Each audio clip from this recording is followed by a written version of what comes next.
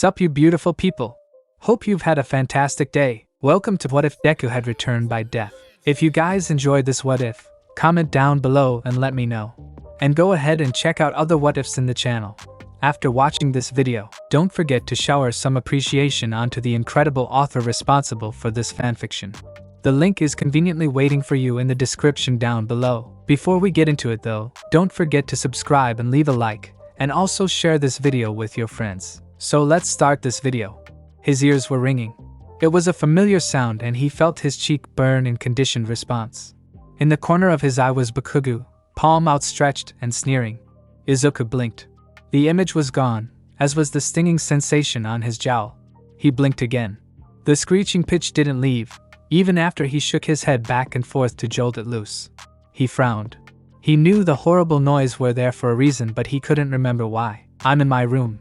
There is no Kachan here. No one set off an explosion next to my ear. His computer screen. It glowed a soft blue, something Izuku was finding increasingly irritating as it burned his eyes. Maybe he wouldn't find it so irritation if he remembered to blink, but for whatever reason Izuku could only process one thought at a time. As soon as his focus shifted, he would lose track of whatever he was doing previously. There was something in his hand.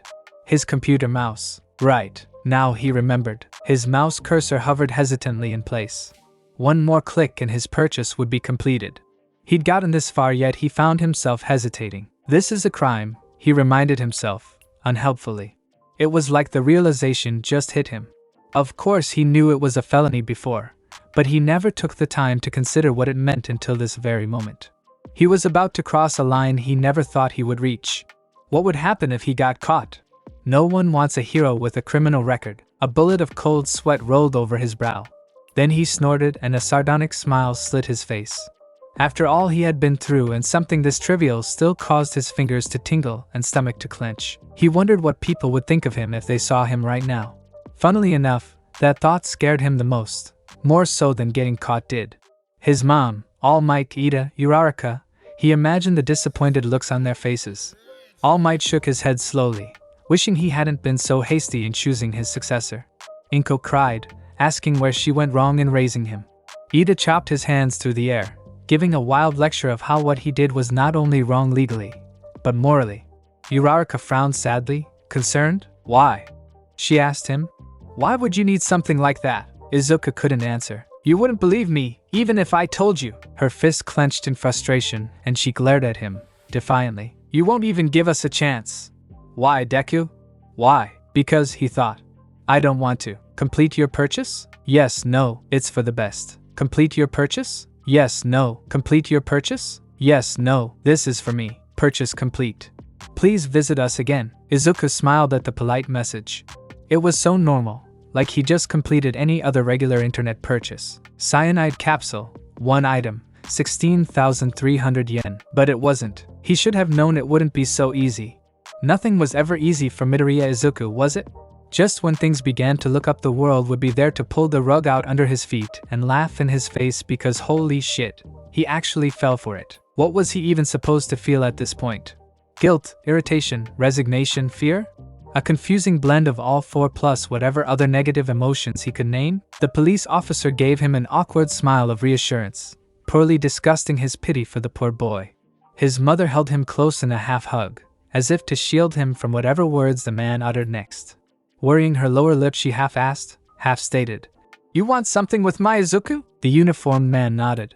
Finally, the half-hearted smile dropped and substituted it with a deep sigh. It was the kind of sigh one uttered just before informing you a member of your family just passed away. We regret to inform you this, but while escorting Shigaraki Tamura to a safe location for his interrogation, an accomplice of his intercepted the police vehicles and the two managed to escape. Izuku's tongue felt odd in his mouth, heavy and thick. Was anyone hurt? He asked, swallowing through bitter phrase.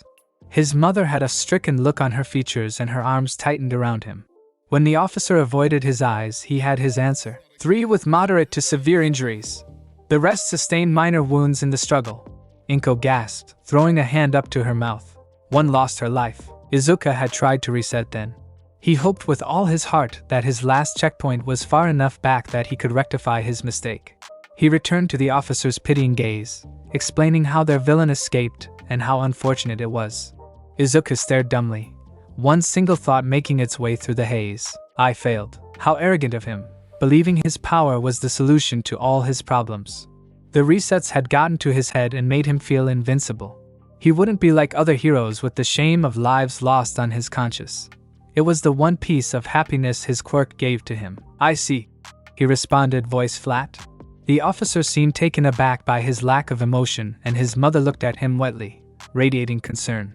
Izuku ignored them both, instead settling on the fourth presence in the room, who had remained silent until now. What are you doing here? All Might frowned. The expression grew closer to him by the day, it seemed. You were the one who captured Shigaraki, he began explaining. There's a possibility the villain will come to seek revenge for your actions. As such, we have decided to take proper measures to ensure your safety. The police have deployed extra officers to patrol the nearby area, and I have ensured that there will always be a hero on standby guarding your residence. Inko decided to speak up, looking like a mama cub ready to defend her young. You think he may come here? There is a possibility, the hero confirmed, ruefully. I want to apologize for the danger you and your son has been put in, but I promise you, we will do all we can to keep you safe and away from harm. What about my friends? Izuku cut in. Won't they be possible targets as well? All Might gave him a sad look. That is true. Initially, I wanted to provide them with the same protection as you, but I was told it would be too expensive. Initial shame turned to anger. I pulled all the strings I could to make sure they have at least one patrolling officer nearby, and some of my friends among the heroes agreed to pass by through the regions as much as they can. We all want to catch these villains as soon as possible. Izuku clenched his hands tightly. Thank you, All Might. He bowed. He shared in his mentor's anger, but he understood the man did what he could. He was grateful for that, he was. He was just sad neither of them could do more. He felt his mother's arms trembling around him as she hugged him closer. I'm sure it will be alright, Zuku.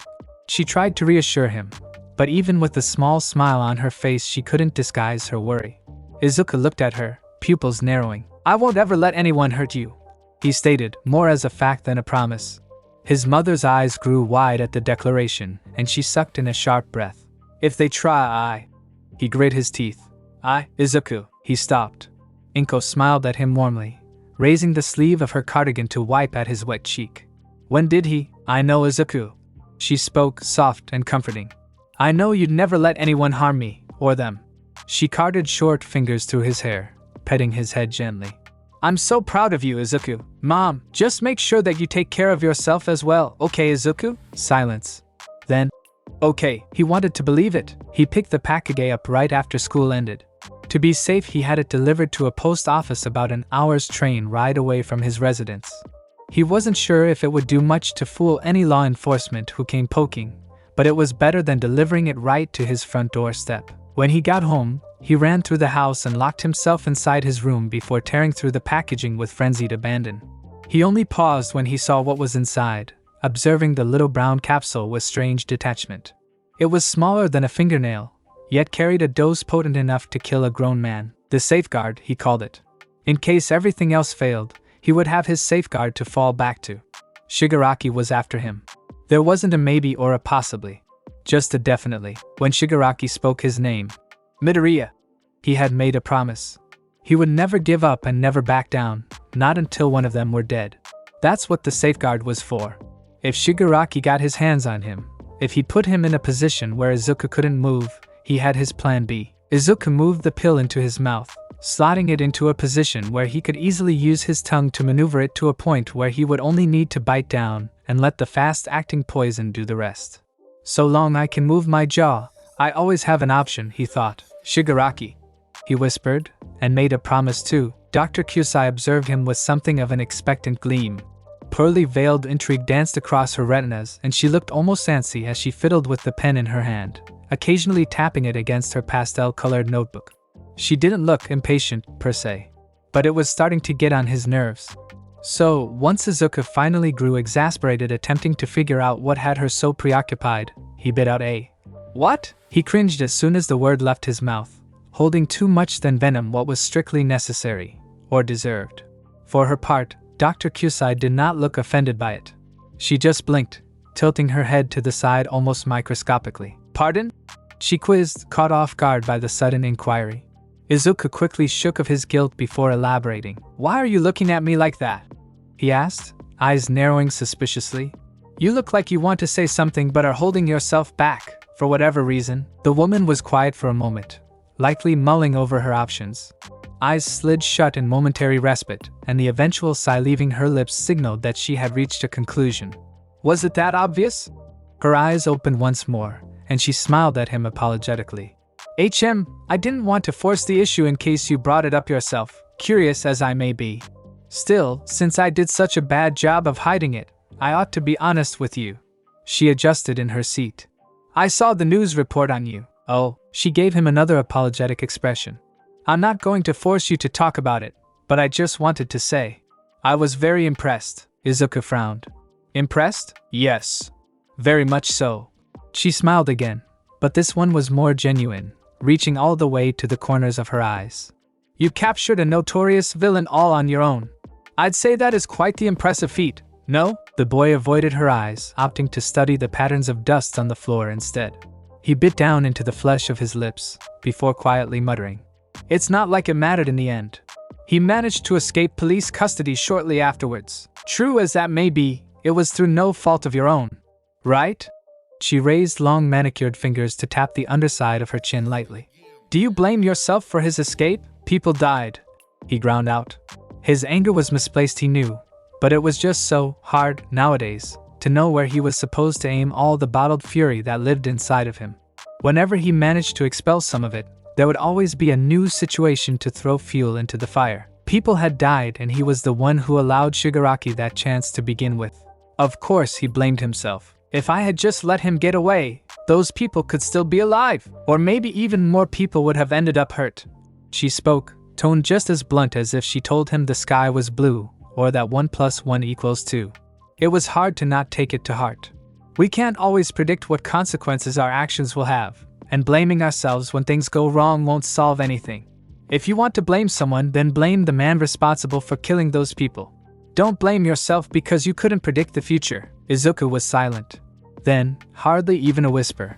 I do blame him, but I still feel responsible. Even when I know it's stupid, it doesn't change anything. Dr. Kusai shook her head.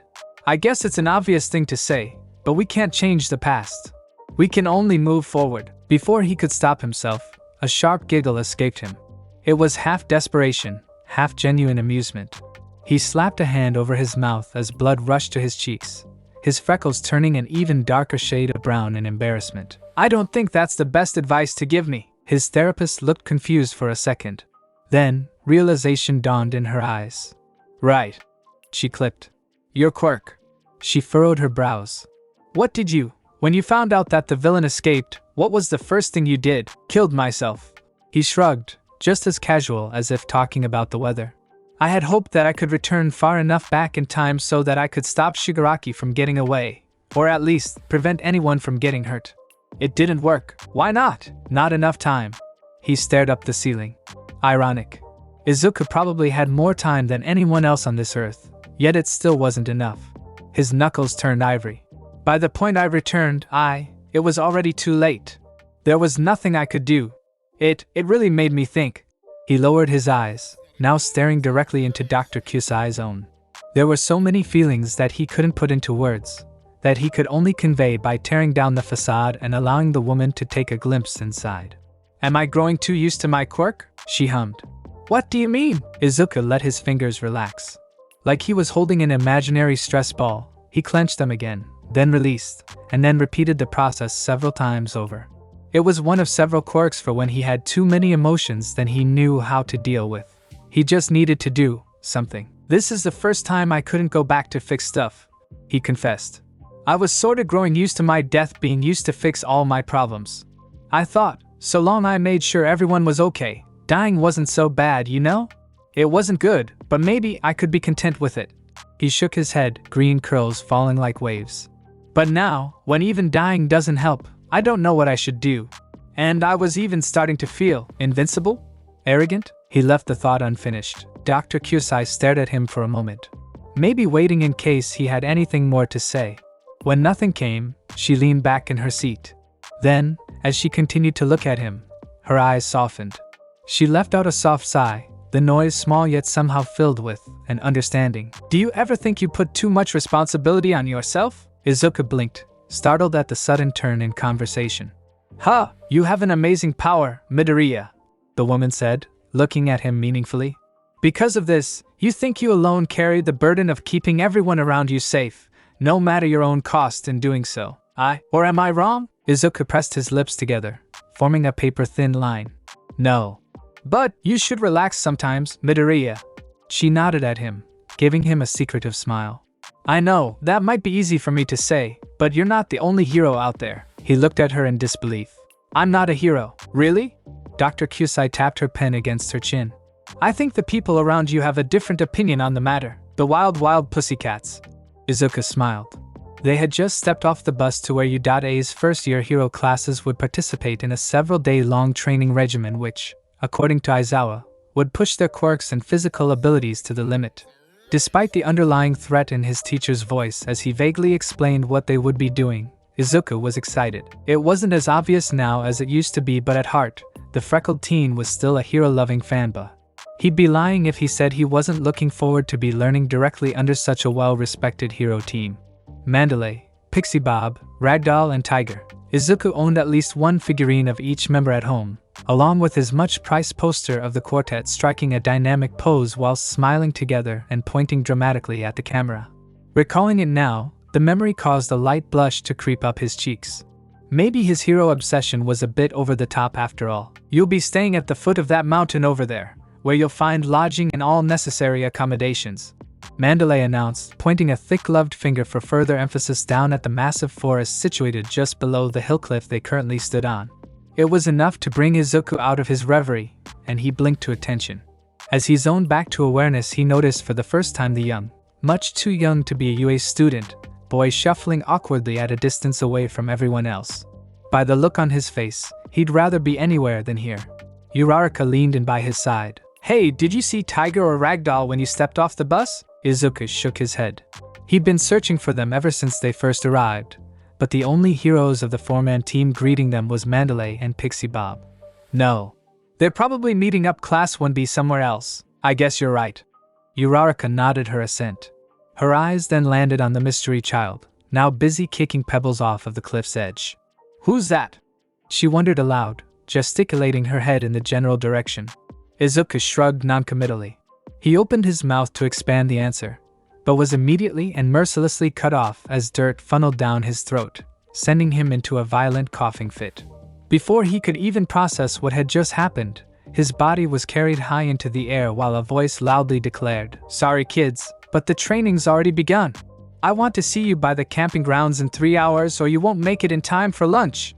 Mandalay grinned, waving at them much too cheerfully as a massive wave of dirt pushed under the feet of every single 1A student and carried them to the cliff's edge, throwing them off with hardly any warning.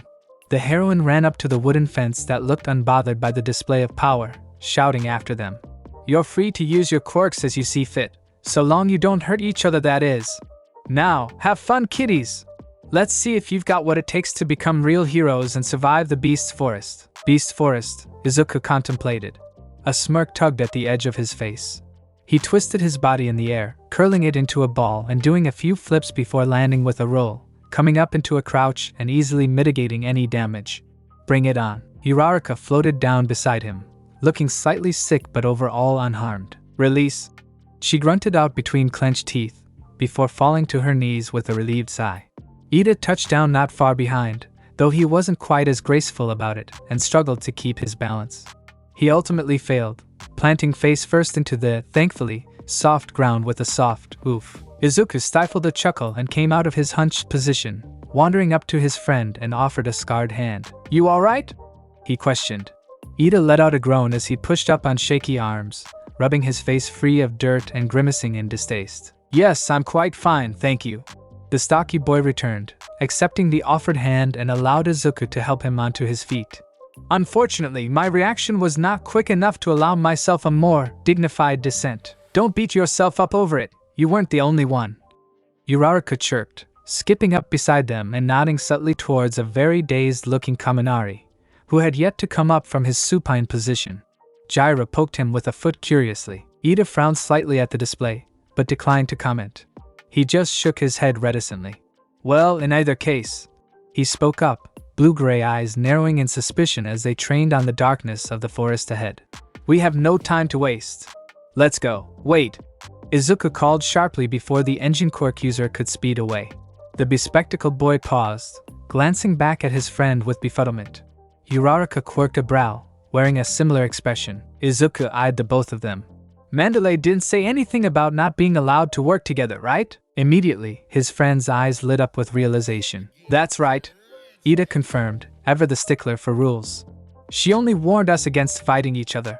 Which means, before he could finish his sentence, an inhuman screech pierced through the air, causing all three heroes in training to leap in surprise. Izuku whipped around, heart slamming against his ribcage, lungs seizing, eyes blown wide. Don't tell me. The air around them shifted, turning frigid as a grand sheet of ice sprung from nothing, blanketing a massive and grotesque-looking creature in a protective film of frost. For one moment, Izuku felt a twist of terror as he took in the daunting form of what could only be a Nimmo. And if a Nimmo was here, then that meant that Shigaraki, wait, he squinted. In his panic he almost missed it, but now that the beast was frozen in place it gave him a moment to observe it closer. And he could see now, what he previously thought was a Nimmo lacked the Frankenstein creation's distinct leathery hide and exposed brain.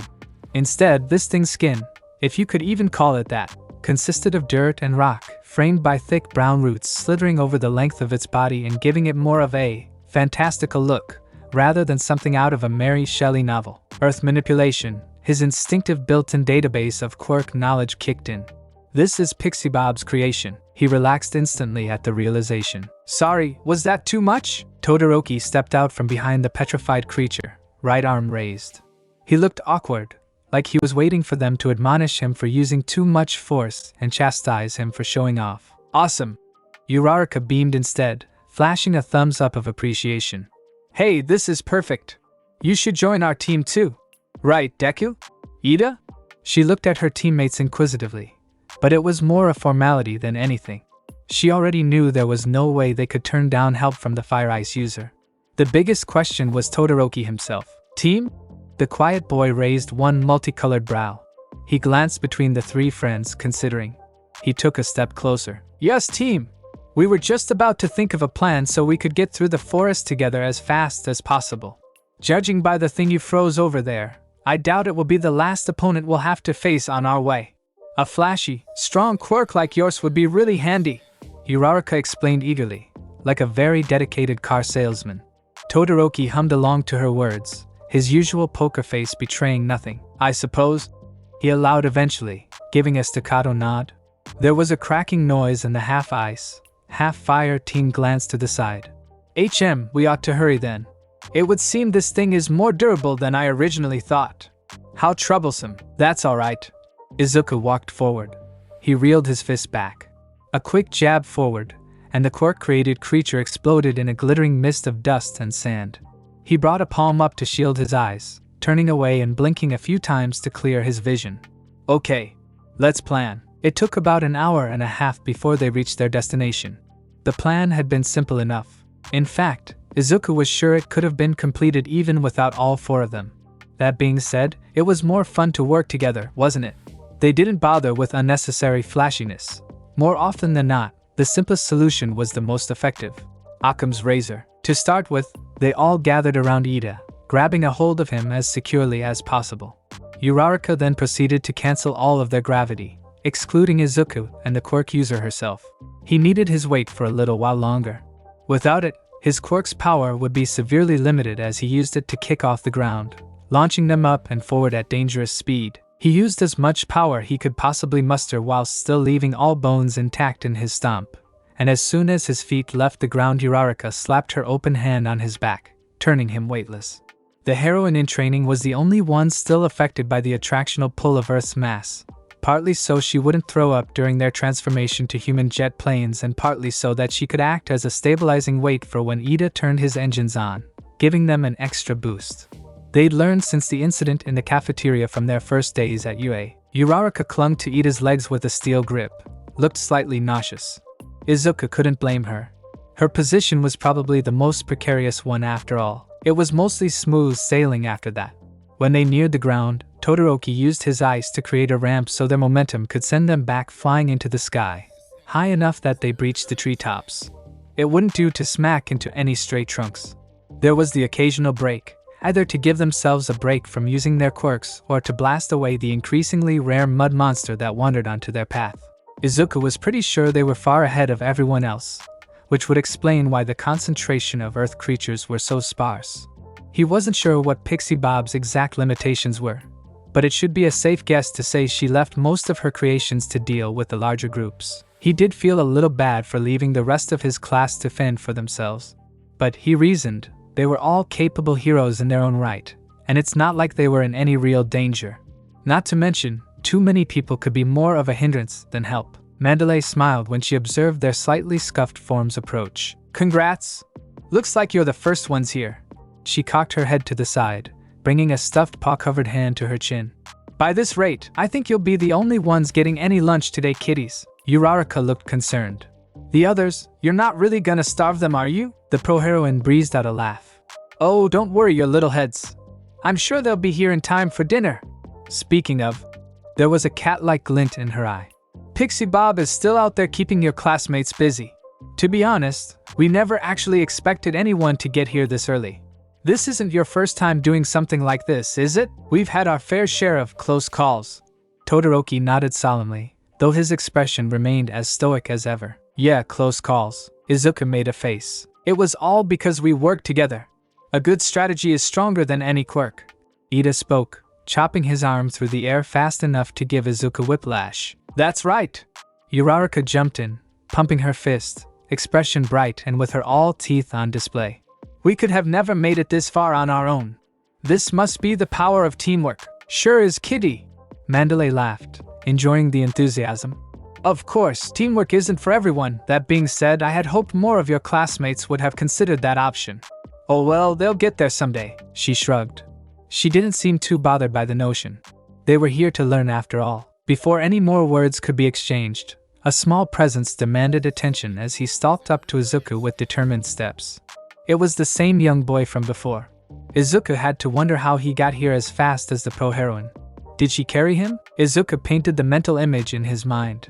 Mandalay with the somewhat grumpy-looking child on her back, getting a piggyback ride as she jumped from tree to tree like one of those action animes Izuku used to watch on TV as a child. Or perhaps they would ride on the back of one of Pixie Bob's creations, the creature swimming through the ground like a fish swam through water. It was kind of cute, though he did not dare speak it out loud. The kid did look exceedingly grouchy. The boy stood there for a moment. He was mute as he considered Izuku with a strange look, eerily observant for someone so young.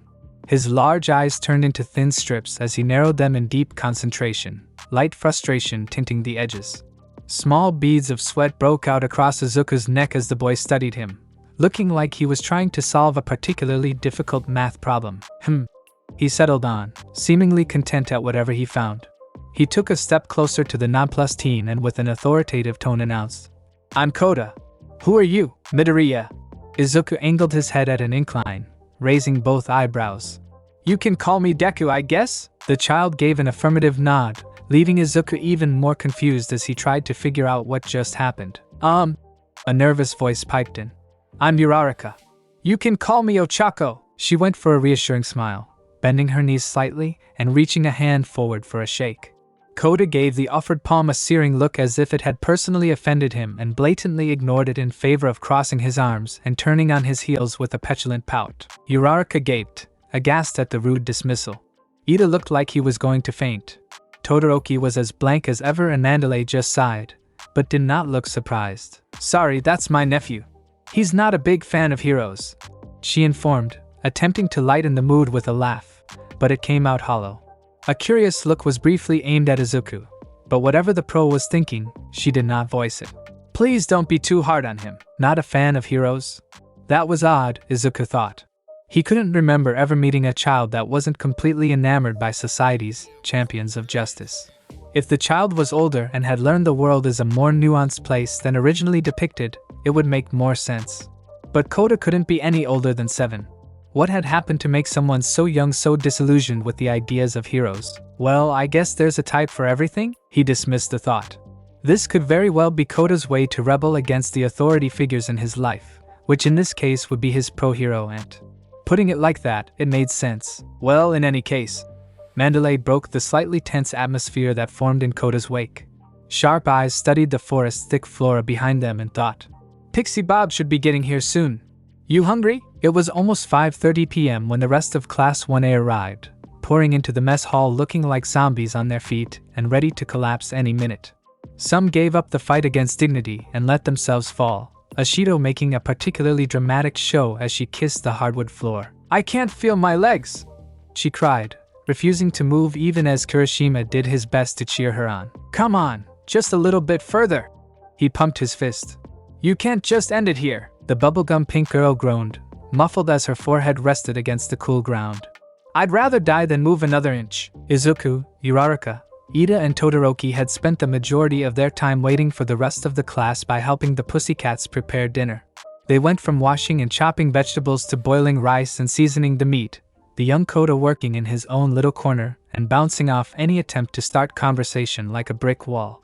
Mandalay and Pixie Bob answered many of Izuku's hero-related questions. The blonde heroine especially enjoyed recounting her tales of dramatic defeats of dastardly villains. Of course, he didn't realize I could use the dirt in the potted plants by the window.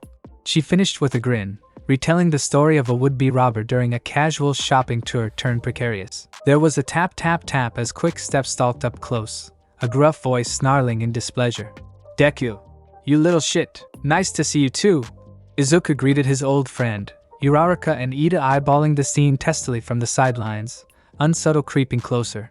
For his part, Bakugo kept his distance and settled for verbal abuse over physical. How the fuck did you get here before me? If it makes you feel any better, I didn't do it alone. He gestured to his teammates, signing extra wide to include Todoroki, who was observing the exchange with a passive mask from his own spot, separated from the rest. I had some help. Figures. Bakugo puffed, shoving his hands into his pockets with a grunt. I swear, if you're about to give me a lecture about the magic of friendship, I'll seriously puke. Noted. Izuku bobbed his head in assent. Somehow, I feel it would go over your head anyways. A loud voice cried out a short distance away. Food! Looks like Kirishima finally got Ashido back on her feet. The heroine in training sped across the floor so fast Izuku suspected she might have used her quirk, plopping down by one of the long tables with tears of joy streaming down her face.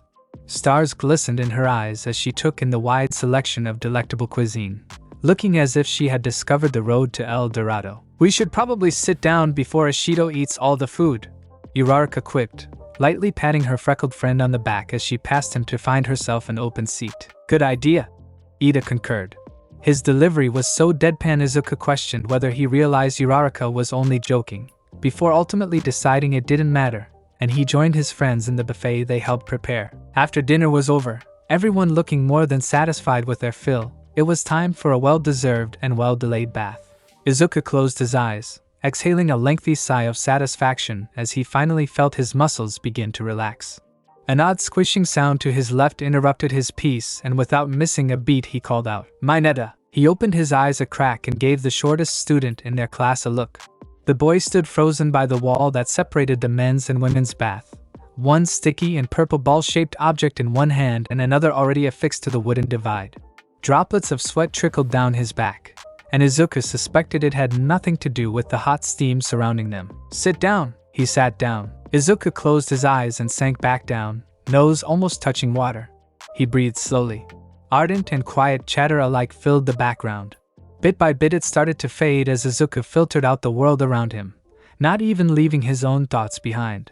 Things were calm, nice, peaceful. He sank deeper into the water. It never lasts long. Alright, Tiger, show me what you've got.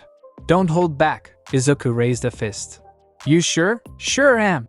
The oldest and only male member of the Wild Pussycats blared sonorously, limbs spread into a steady stance ready to tackle any attack sent his way. Alright then. Izuku nodded, settling his face into an even expression. He peered at his fist, considering. How many percent could he handle now? 5%. He mouthed, clenching his fingers tighter. He felt power surge within him, but it wasn't enough to strain him yet. 10%. The fist began to shake. I can still take more. 12%. He declared. He reared his hand back and punched, air pressure and brute force alike surging forward sharply. Tiger's expression twitched once, and he jumped out of the way just moments before the attack could hit him dead on. "Whoa!" he exclaimed in a breathless huff of air, stumbling on his landing. The leftover air pressure was almost enough to finish the job, but he held out until the last minute. Then, he swung a punch of his own and Izuku channeled a small amount of one for all into his legs before pushing back, narrowly avoiding the blow.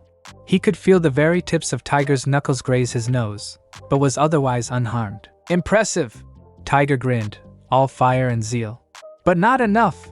Next time, I want you to dodge it completely." "Yes, sir!" Izuku gave a salute of respect, somewhat out of breath. "I'm ready to give this training my all, so please don't hold back on bit on me." "No matter what," Tiger laughed. "Big words, but I can tell you mean them." "That's great. Just one thing." He poked a paw into Izuku's chest, the force causing the boy to stumble back. "I can see fire in your eyes, the kind that tells me you'd push yourself to your very limits to reach new heights and become even stronger. It's good to have passion, but don't forget that when it comes to training, there are no shortcuts. Don't push yourself harder than necessary just because you're impatient. If you do, the only thing that's gonna happen is you tearing yourself apart. That's all. Got it? Izuku was a bit taken aback by the sudden turn in conversation. Now that he thinks about it, didn't All Might tell him something similar at one point? "I'm happy to see you working hard, but overdoing it is no good either, my boy." He wasn't sure. It was hard to tell memories from dreams nowadays. But I can't afford to be patient. I get what Tiger is saying, but he doesn't understand what's at stake. I have to work harder than anyone else, or you should relax sometimes, Midoriya. You're not the only hero out there. Izuku frowned as Dr. Kusai's words unwittingly forced themselves to the front of his mind. Damn. Don't tell me the therapist actually works. Right, he answered after a moment of silence. He nodded up at Tiger. Got it. Tiger's eyes bore into him. The intense stare prickled the back of Izuku's neck. Then, the hero's face split into its usual sharp grin. He bobbed his head, satisfied. All right. He twirled around, facing a group of waiting students. So, who's up next? So, Midoriya. Kaminari grinned as he situated himself on the bench opposite to him, slamming down his tray of food energetically, spilling some of the contents in the process. He didn't seem to notice. Izuku looked at him questioningly as he sat down, shifting in place a few times to make himself comfortable. It wasn't that he and the lightning quirk user were on unfriendly terms, but it was still fairly rare for them to interact. Mainly because Kaminari would often hang around Kirishima, who in turn hung out with Bakugo, for whatever reason. The blonde would curse more than make actual human conversation, but Kirishima just laughed through it all without batting an eye. It was pretty impressive actually, especially since Bakugo had yet to kill the self-proclaimed friend. Yes? Izuku inquired, genuinely curious as he studied Kaminari's beaming face. Then, that smile turned into something more mischievous, and Izuku immediately regretted entertaining him. That couldn't be anything good. Kaminari reached a hand out, stretching himself across the table and slapped him hard on the shoulder. Izuku flinched and rubbed the spot. Dude, you just keep getting cooler. I was gonna ask you earlier but didn't find the time. Anyways, I got so many questions, man.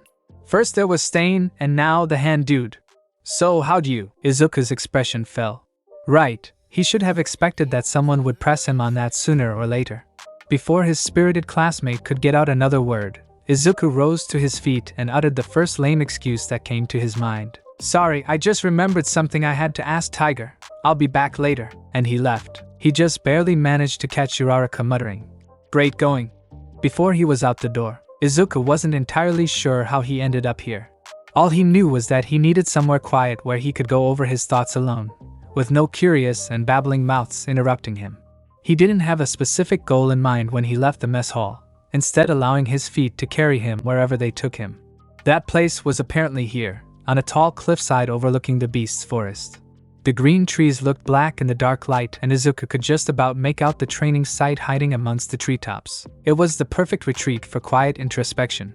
Except, as it turned out, this spot had already been claimed. Kota didn't turn to his approach, settling for emitting a terse grunt to show he was aware of the green teen's presence. Izuku sat down next to him.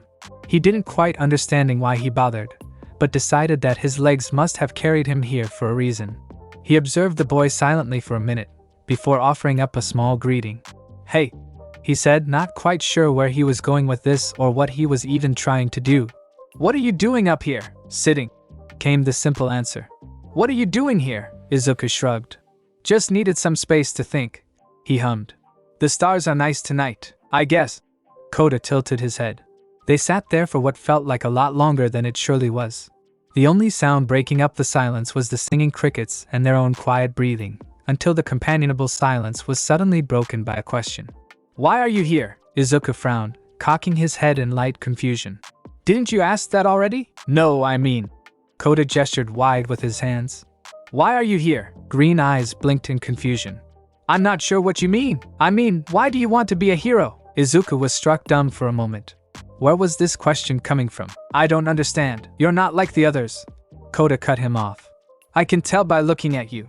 You've lost people too, haven't you?" The young hero-to-be was stunned. He could tell? Just like that? "Yes," came the hesitant answer before he shook his head, perhaps to clear his thoughts, before continuing the conversation. "Never mind that. How is this relevant?" Kota looked annoyed. "How did they die?" Izuku considered the question. How was he supposed to answer that? "Oh, you know, they were just brutally murdered over and over again as I watched. But hey, that was all in an alternative universe, so they're not actually dead. No biggie. They were killed by villains." He settled for instead, holding back the pessimistic bitterness in his voice as much as he could. Kota nodded in understanding, crossing his arms over his chest and grimaced with a click of his tongue. "My mom and dad were killed by villains too," the young boy informed, voice unusually subdued. Izuku turned to him in surprise but didn't speak. "They were heroes. That's why they died." "A beat." "Oh," Izuku replied, not sure what else to say. "I'm sorry." Kota gave him a look. "Shut up." The teen frowned and scratched his neck awkwardly. "Sorry?" Two small palms slammed against the rocky floor. "Seriously, stop it." Kota dismissed the apology, his chubby face drawn together into an irked look. "Everyone always says that and I don't get it. I know who killed my parents and it wasn't them, so why do they keep freaking apologizing about it? As if that would make me feel better." He turned away from the other to stare over the forest, suddenly silent. Then, he muttered softly, "You've lost people to villains too. Do you want me to apologize for that?" Izuku shook his head, even if it was impossible for Kota to see him at this angle. "No, good, because I won't." He crossed his arms over his chest once more and Izuku had to keep in a giggle at the childish gesture. He didn't want Kota to start yelling at him again. "So?"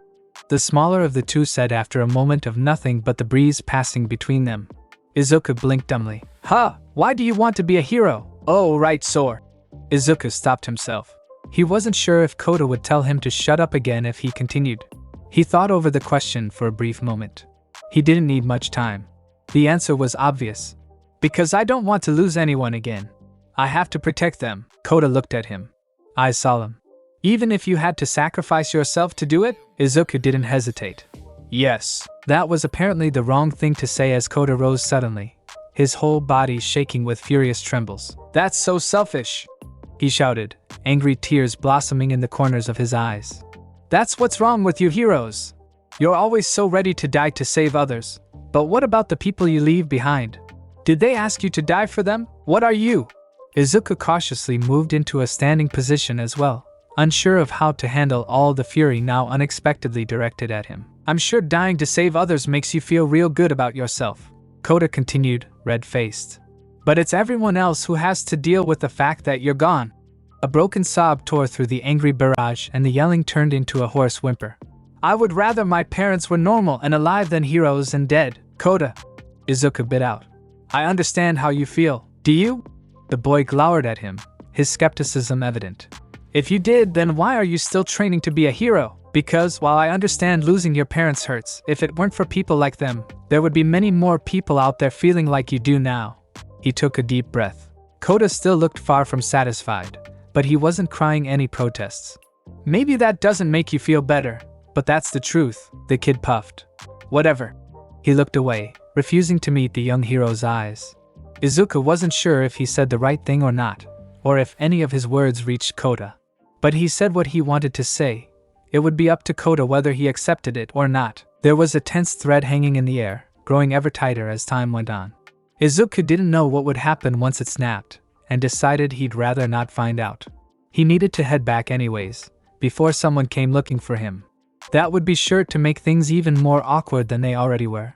He brushed the back of his pants, clearing it from stray dust and dirt before announcing, "I'm heading back," Kota grunted.